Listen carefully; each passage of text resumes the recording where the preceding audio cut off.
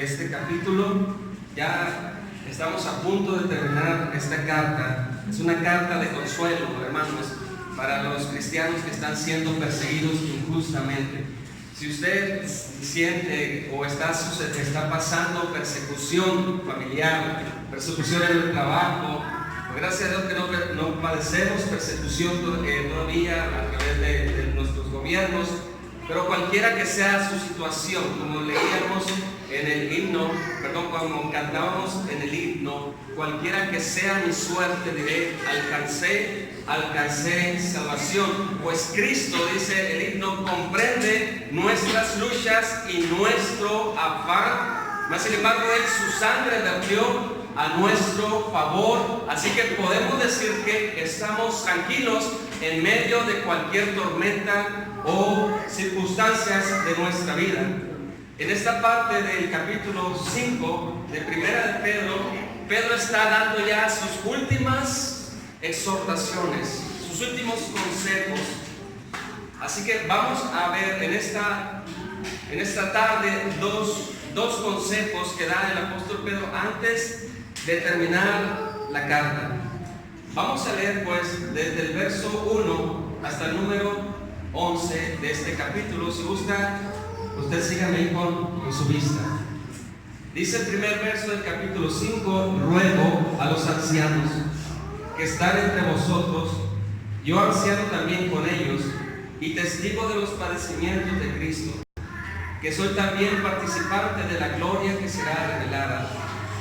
Apacentar la grey de Dios que está entre vosotros, cuidando de ella, no por fuerza, sino voluntariamente, no por ganancias deshonestas, sino con ánimo pronto, no como teniendo señorío sobre los que están a vuestro cuidado, sino siendo ejemplos de la grey. Y cuando aparezca el príncipe de los pastores, vosotros recibiréis la corona incorruptible de gloria. Igualmente, jóvenes, estad sujetos a los ancianos, y todos sumisos unos a otros, revestidos de humildad. Porque Dios resiste a los soberbios y da gracia a los humildes. Verso 6. Humillaos pues bajo la poderosa mano de Dios, para que Él os exalte cuando fuere tiempo, echando toda vuestra ansiedad sobre Él, porque Él tiene cuidado de vosotros. Verso 8. Sed sobrios y velad, porque vuestro adversario el diablo, como león rugiente, anda alrededor, buscando a quien devorar, al cual resistir firmes en la fe, sabiendo que los mismos padecimientos se van cumpliendo en vuestros hermanos en todo el mundo. Mas el Dios de toda gracia, que nos llamó a su gloria eterna en Jesucristo, después de que hayáis padecido un poco de tiempo, Él mismo os perfeccione, afirme, fortalezca y establezca. A Él sea la gloria y el imperio por los siglos de los siglos. Amén. Vamos a orar para dar gracias a Dios. Gracias le damos a nuestro Dios por su gracia divina hacia nosotros. Gracias por habernos perdonado, habernos salvado. Gracias porque en Cristo encontramos nuestro gran mediador, nuestro representante. Gracias porque en Él, solo en Cristo, podemos estar seguros en medio de cualquier circunstancia que estemos atravesando en nuestras vidas. Pedimos que en esta tarde nos pueda hablar, podamos nosotros ser cambiados y transformados en el nombre de Jesús. Amén. Bien, hermanos, pues estamos en el último capítulo, como decíamos en la carta. Usted encontrará en el capítulo 5 exhortaciones de parte del apóstol Pedro. Ahorita leímos 11 versos y pudimos detectar ciertas exhortaciones. La primera exhortación que vemos en el capítulo fue a los pastores, a los ancianos. Pedro le dice a los ancianos: cuiden el rebaño, no propio, sino de Cristo. Esta primera exhortación: pastores, ancianos, cuiden el rebaño de Jesucristo. Y Pedro da ciertas características como el pastor tiene que cuidar las ovejas de Cristo. Número 1 les dice, no a la fuerza. No a la fuerza, sino voluntariamente. El cuidado del pastor es algo voluntario. Pedro dice, no por ganancias deshonestas, sino con un ánimo pronto de servir. No importa si hay dinero o no hay dinero, con un ánimo pronto de servir. Tercera característica dice, no teniendo señorío. El pastor no tiene que ser el dictador del rebaño. No tiene que ejercer autoridad como un dictador. Más bien tiene que servir con el ejemplo, dice Pedro. También encontramos otra exhortación a los jóvenes, puesto que los jóvenes carecen principalmente, no todos van en un proceso de madurez, carecen de madurez. Pedro les dice, aprendan a sujetarse a los ancianos, los pastores y también los hombres de mayor edad que tienen experiencia. Y decíamos la clase pasada, ¿por qué es importante que el joven se acerque al adulto? Puesto que el adulto le va a enseñar cómo estar sujeto principalmente a Dios. También vimos, hermanos, que Pedro da una exhortación en lo general a todas las congregaciones, a todas las iglesias. Le dice revestirse de humildad y humillarse bajo la mano poderosa de Dios. Veíamos la vez pasada qué significa esto. Bueno, el cristiano no tiene que ser soberbio. En primer lugar, el cristiano siempre debiera de estar pensando o vestirse o ponerse una prenda de lo que es la humildad. La humildad. Reconocer la posición en la que Dios le ha puesto, Cristo le ha puesto. Y estuvimos hablando de la gracia inmerecida. Todo lo que tenemos, todo lo que pensamos, todo cuanto es nuestro ser, nuestro cuerpo, nuestra alma, ha sido dada por gracia. ¿Dónde está pues la soberbia en el cristiano?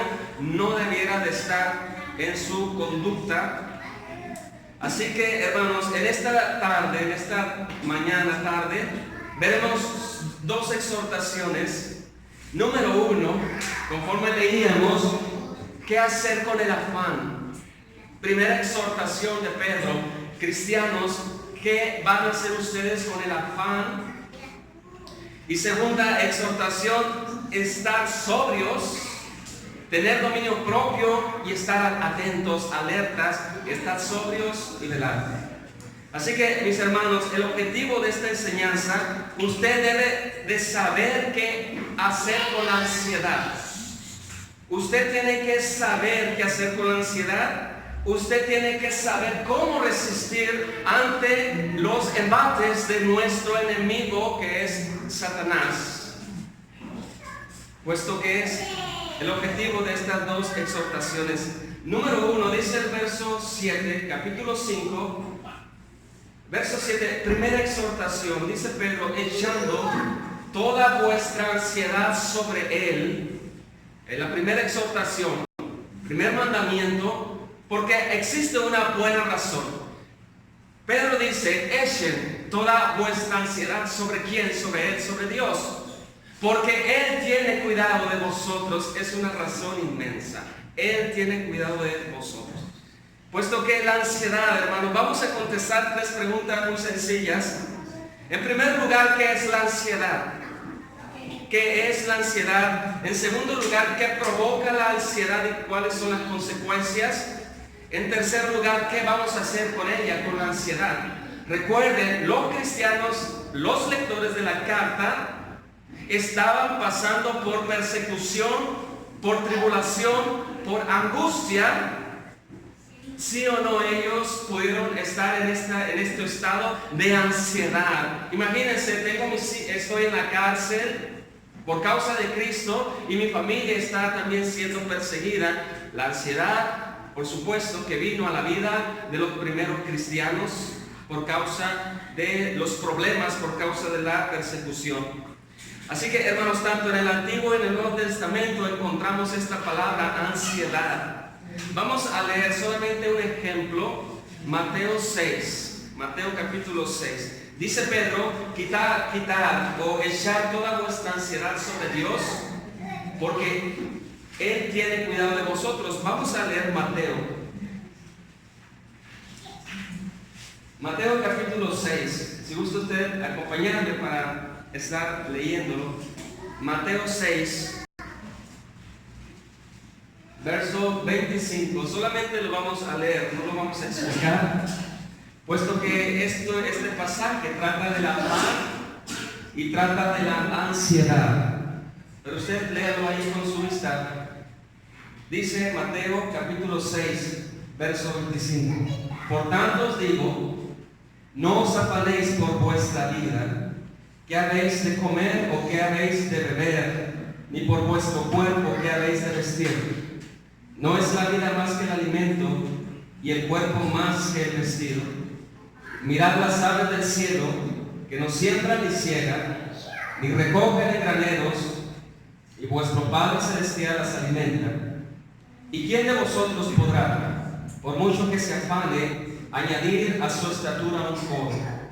Y por el vestido, ¿por qué os afanéis?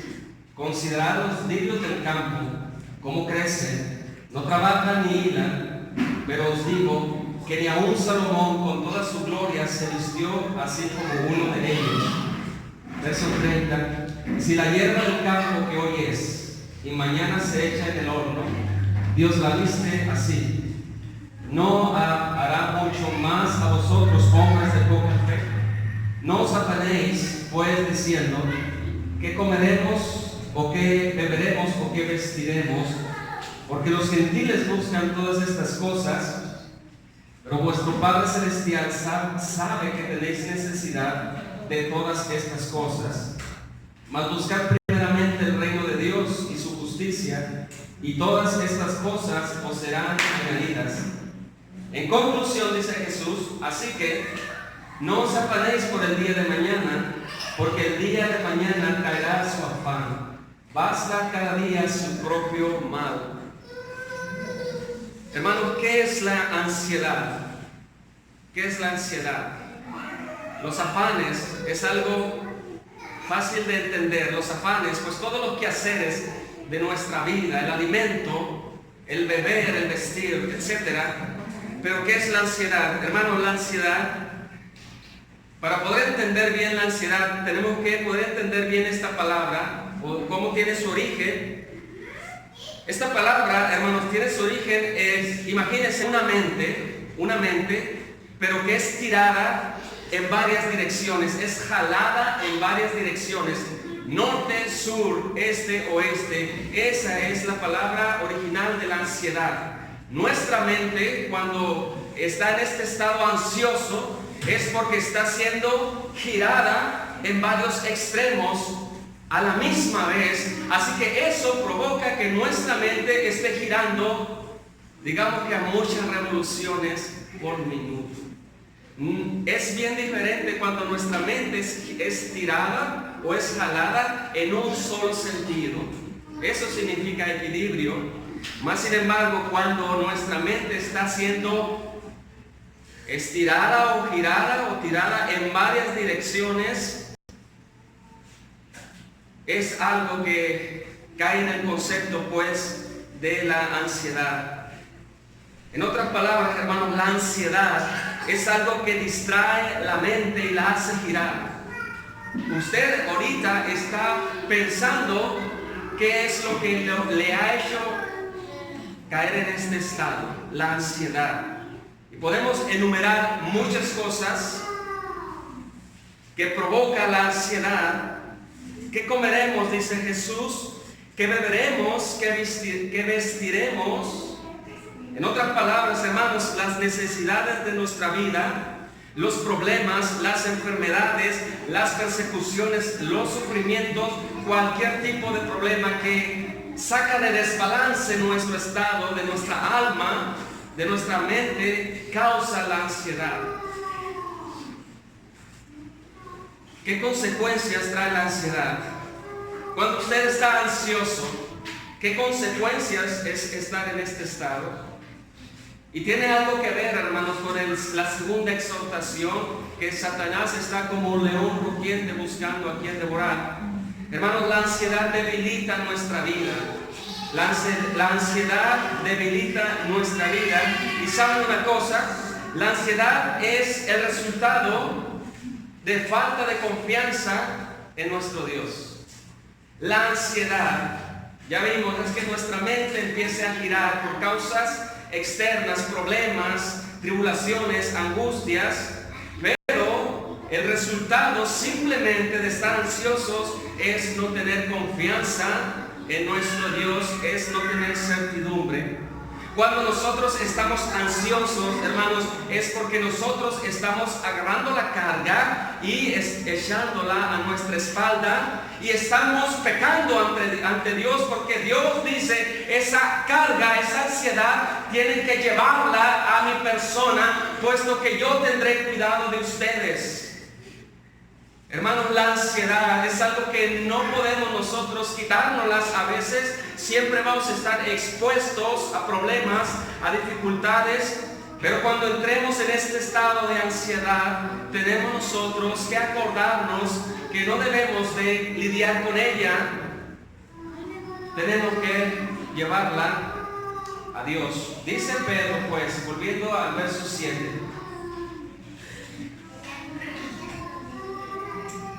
Echando toda vuestra ansiedad sobre Él, porque Él tiene cuidado de vosotros. Hermanos, ¿qué vamos a hacer con la ansiedad? Pues dice Pedro, arrojársela a Dios y confiar. Arrojársela a Dios y confiar. Pero hermanos, esta palabra, echar, no es algo sencillo.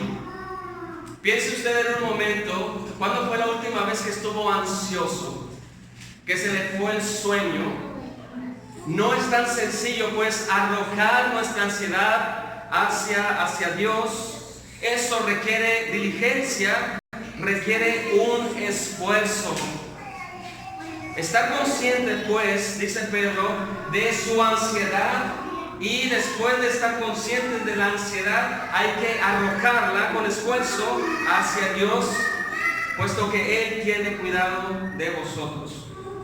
El Salmo 37, si gusta apuntarlo, verso 5, dice lo siguiente: encomienda a Jehová tu camino, confía en Él y Él hará.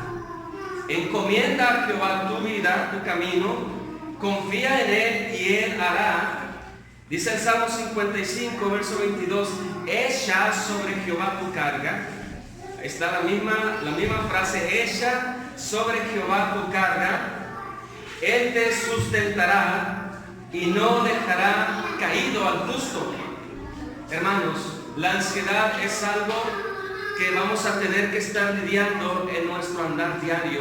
Así como los primeros cristianos estuvieron ansiosos por lo que estaban padeciendo, Pedro les dice, esa ansiedad, esa carga, no la lleven ya más ustedes, pónganla a los pies de Dios y Él hará lo mejor para ustedes.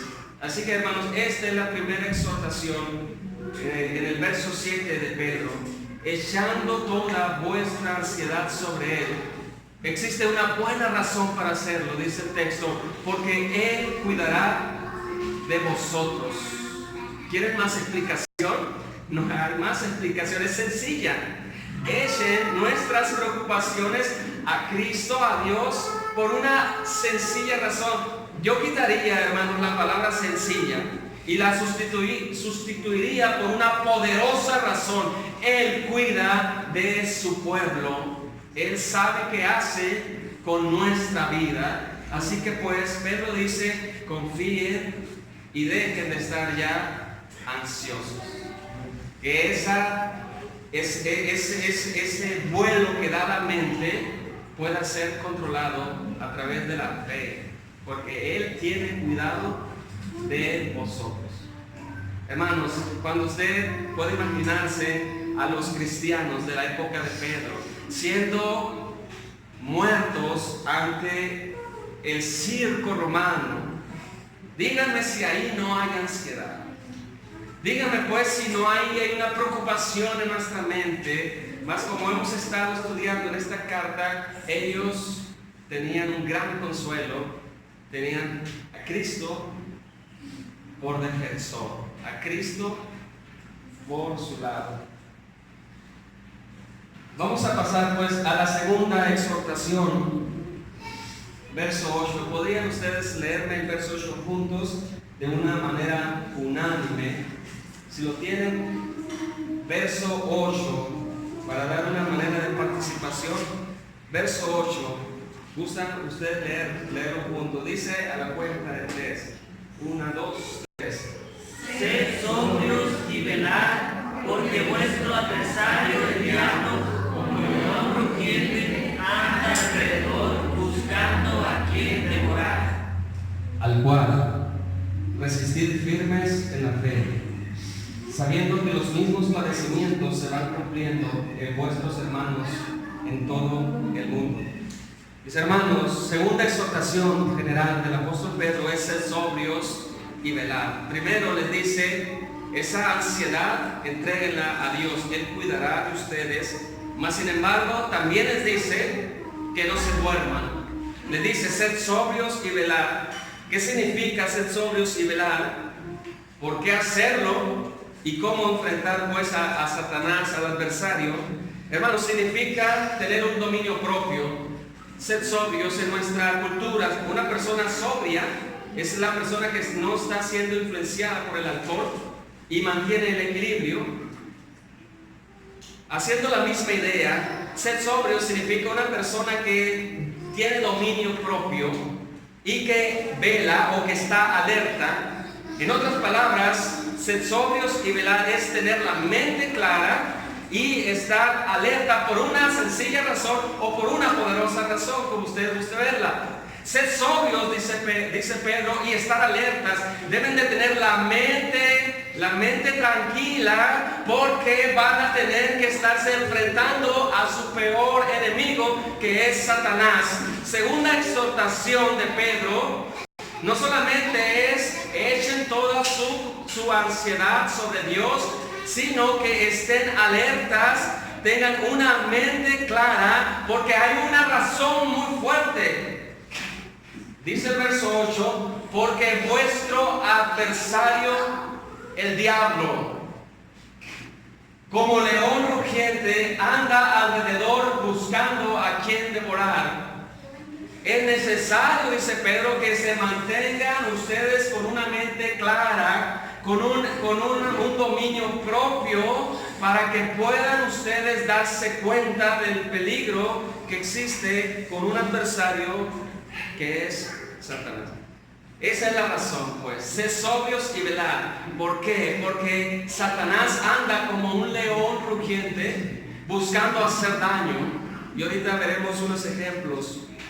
Pedro sabe lo que significa enfrentarse a Satanás. Lucas 22, vamos a leerlo. Solamente un ejemplo de lo que puede hacer Satanás. Lucas 22.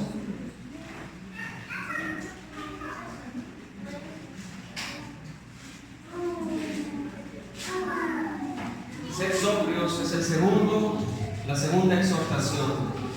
Lucas 22, verso 31.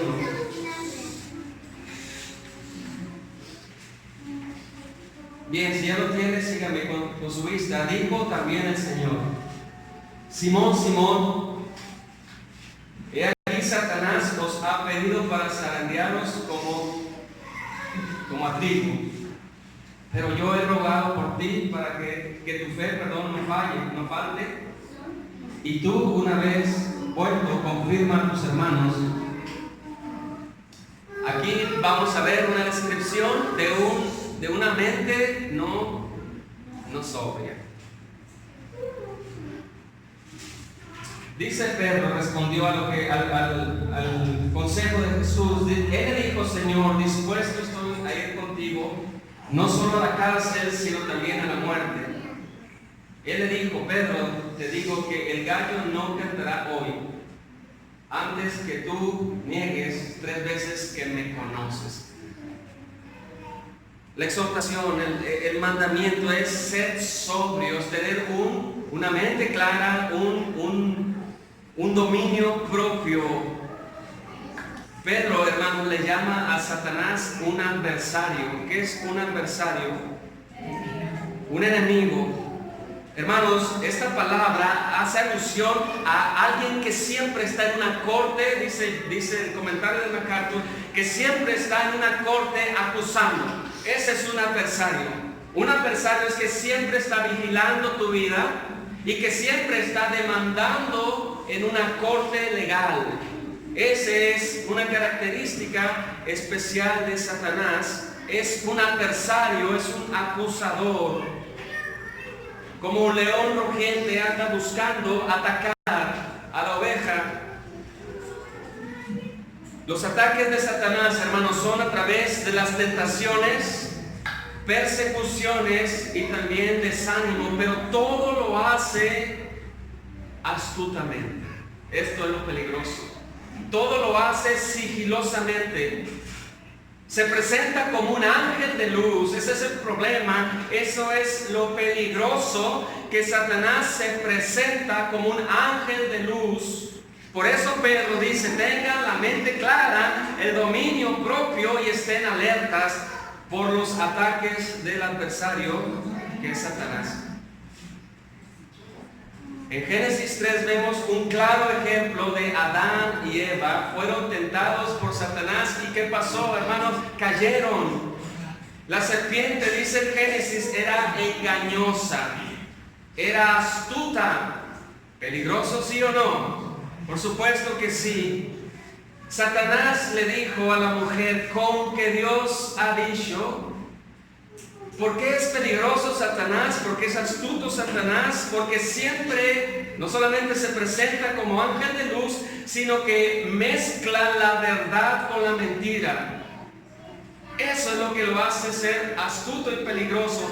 Mezcla la verdad con la mentira. Sus mentiras prometen grandes beneficios, pero al final trae como resultado la muerte. Otro ejemplo del acusador lo vemos en Job, capítulo 1, verso 6. Haciendo un resumen, este libro dice que un día vino Satanás ante Jehová. ¿Para qué creen, hermanos? Para acusar. Para acusar. Y Jehová le dice: ¿de dónde vienes? Y él le contesta: de rodear la tierra. Y dice Jehová: ¿no has considerado a mi hijo Job? Un varón fiel, recto y justo. Y Satanás en el diálogo dice: Job es así porque tú siempre le prosperas. Así que le dice: quítale todo lo que tienes y verás que no reniega en tu misma presencia. Podemos decir, hermano, que Satanás es el acusador principal de los escogidos de Dios. Satanás es considerado como príncipe de este mundo. Juan 12:31, príncipe de este mundo. Primera de Juan lo considera un controlador del sistema mundial. ¿Cómo puedes enfrentar a este enemigo? ¿Cómo lo hace el cristianismo moderno? Retando a Satanás, echando a Satanás, enfrentándole a tú por tú a Satanás, o de la manera correcta.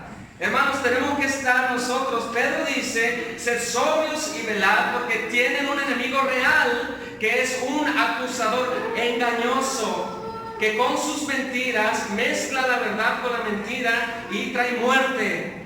¿Cómo enfrentar pues a sus ataques? Pedro dice: resistan firmes en la verdad, resistan firmes en la fe. Esa es la manera como Dios nos ha indicado que enfrentemos a Satanás, nuestro peor enemigo. Jesús nos da ejemplos cuando Él fue tentado en el desierto y cómo fue el diálogo entre Satanás y Cristo.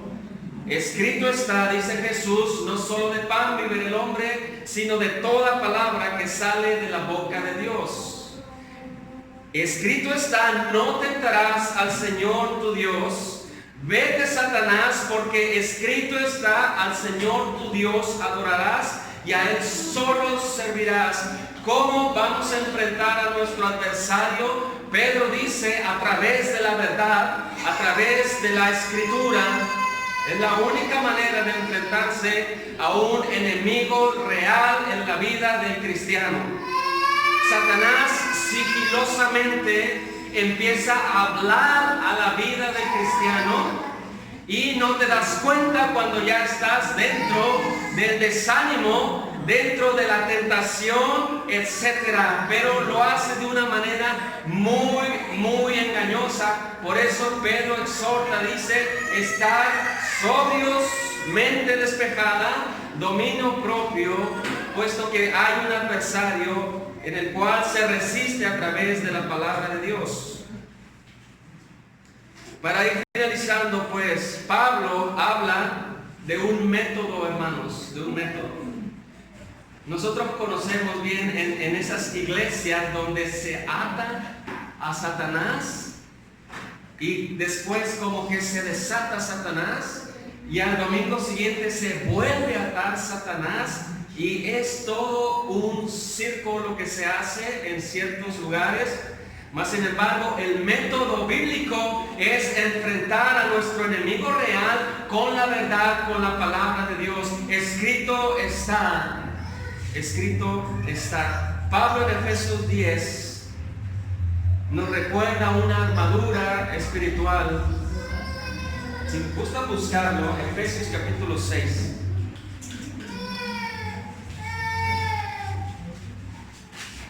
Efesios capítulo 6, solamente leeremos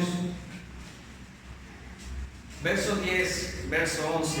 ¿Cuál es el método bíblico, pues, para enfrentar tentaciones? El método bíblico para enfrentar desánimo, método bíblico para enfrentar persecuciones, angustias, todo lo que sea un ataque hacia el cristiano. Efesios 6, verso 10 y 11 dice: por lo demás, hermanos míos, fortaleceos ¿en quién, hermanos? En el Señor y en el poder de su fuerza, en el poder de la fuerza del Señor. Y el mandamiento es: vestidos de toda la armadura de Dios, para que podáis estar firmes contra esas acechanzas del diablo, del enemigo. A continuación, pues, una breve descripción de la armadura espiritual.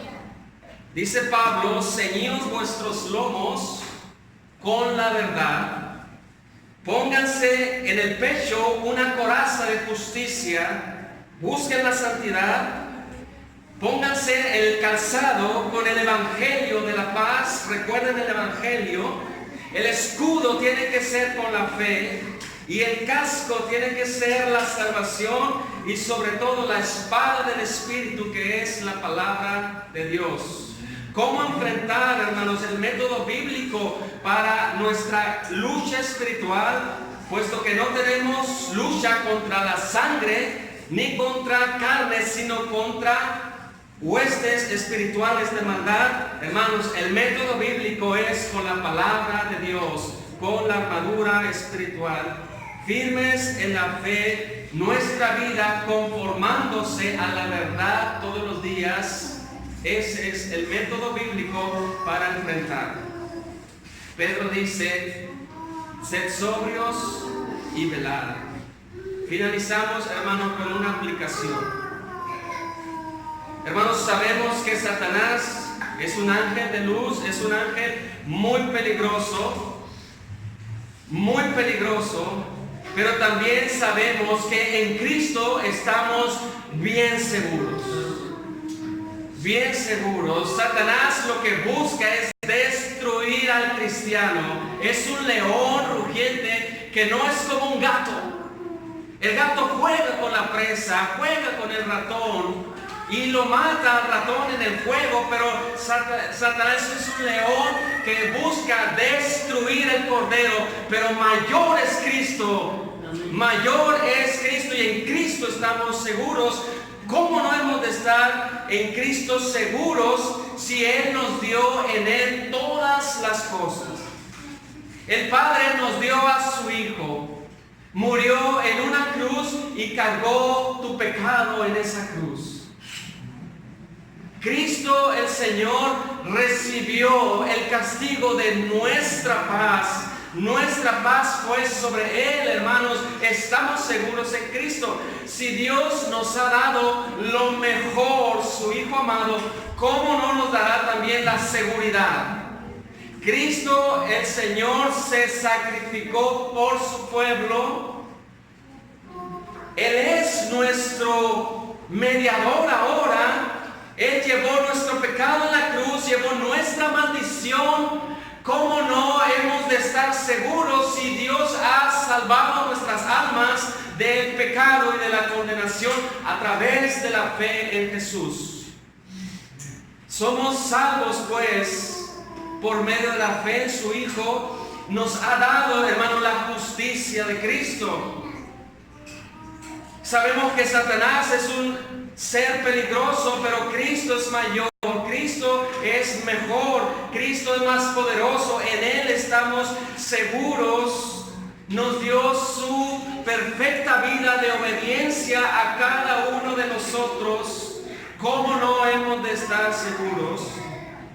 Si Dios pues entregó a su amado Hijo, ¿cómo no nos dará también con Él absolutamente todas las cosas? Eso incluye protección y seguridad. Satanás anda como un león rugiente buscando destrozar al cristiano, pero en Cristo podemos decir que estamos completamente seguros.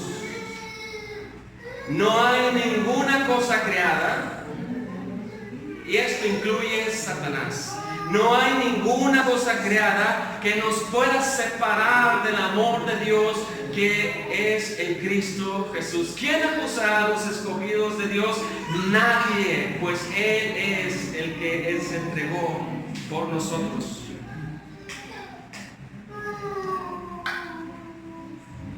Hablando pues, o terminando, eche toda su ansiedad sobre Dios. No la carguemos nosotros. Estemos alerta, seamos sobrios. Debemos de pensar, hermanos, en la armadura espiritual y confiar en Dios. Son dos exhortaciones, al parecer tan sencillas, pero cómo lidiamos con ella todos los días de nuestra vida. Aprendamos pues de lo que dice Pedro: la carga, la ansiedad, llevarla a Dios, estar alerta, ser sobrios, a tomar toda la armadura espiritual, sobre todo confianza en Dios. Cuando estemos atravesando por cualquier dificultad, cualquier problema, recuerden la exhortación que le hizo Pedro a cristianos que estaban muriendo por causa de Cristo, y él les dice: toda su ansiedad, llévenla a Dios, estén alertas, porque existe un enemigo que es Satanás, muy astuto, pero Dios les ha dado una armadura espiritual. Confíen pues en Dios, porque Él tiene cuidado de todos nosotros. Amén. Nos ponemos de pie, damos gracias a Dios por esta enseñanza y oremos. Nuestro Dios, gracias te damos, en primer lugar, por estas claras exhortaciones. Perdónanos, nuestro Dios, porque cometemos pecado cuando la ansiedad la llevamos en nuestros hombros. No debiéramos ser catalogados como personas ansiosas, porque tú tienes cuidado siempre de cada uno de nosotros.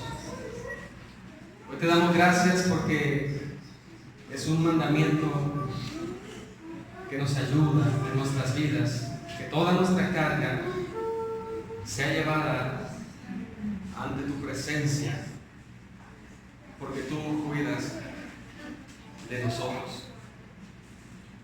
Yo sé que van a venir, nuestro Dios, en nuestras vidas tremendas pruebas. Pareciera que el barco se va a ladear, pero sabemos que nuestro barco está bien anclado en una roca que es Cristo. Ayúdanos a estar alertas en nuestras vidas personales como iglesia, puesto que Satanás siempre está queriendo hacer daño. Ayúdanos a vencer con la armadura espiritual, el Evangelio, nuestro Dios, la fe, la confianza, la esperanza, la palabra. Nuestro Dios, si en esta mañana hay personas que no te conocen aún, rogamos para que les des de tu gracia, les abras el entendimiento, puedan ver que ellos viven bajo el dominio de este gran enemigo y que se necesita el poder, tu poder, nuestro Dios, para sacarlos de las tinieblas, de ese engaño espiritual en el que ellos viven y trasladarlos a la luz. Rogamos por ellos para que les salves, les abras el entendimiento y puedan ver a Cristo, puedan ver la salvación y el perdón. En el nombre de Jesús.